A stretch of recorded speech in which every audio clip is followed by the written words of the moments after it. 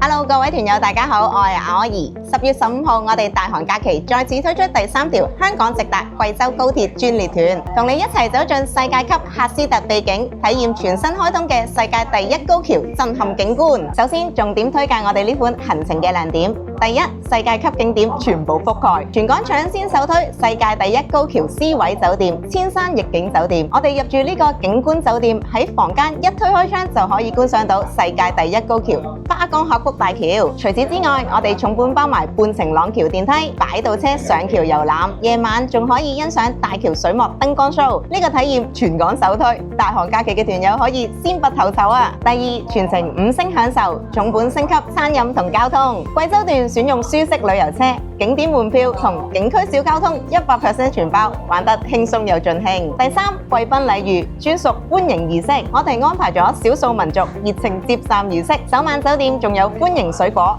茶點同飲品，重本升級花江酒店自助晚餐，一邊食一邊睇大橋夜景，夠晒浪漫啊！第四，王牌景點我哋全部包埋，黃果樹大瀑布，亞洲第一大瀑布，我哋包環保車同雙程扶梯，輕鬆直達瀑布核心。中國溶洞之王積金洞，包門飛同埋觀光車參觀憶蓮喀斯特奇觀，參觀濃縮咗貴州山水精華嘅國家4A 級秘境天河潭景區。我哋同樣包電瓶車同埋遊船，百年歷史古城安順古城，品宮頂茶，感受名稱古韻。第五，我哋全程冇自費冇隱形消費，一價全包，玩得深度，玩得放心。如果你中意世界級工程奇觀，想推開窗就見到世界第一高橋，又想一次過玩勻黃果樹、積金洞、天河潭等貴州王牌景點，就一定要揀呢個世界第一高橋貴州全景高鐵專列團啦！10月15號，我哋貴州見啦！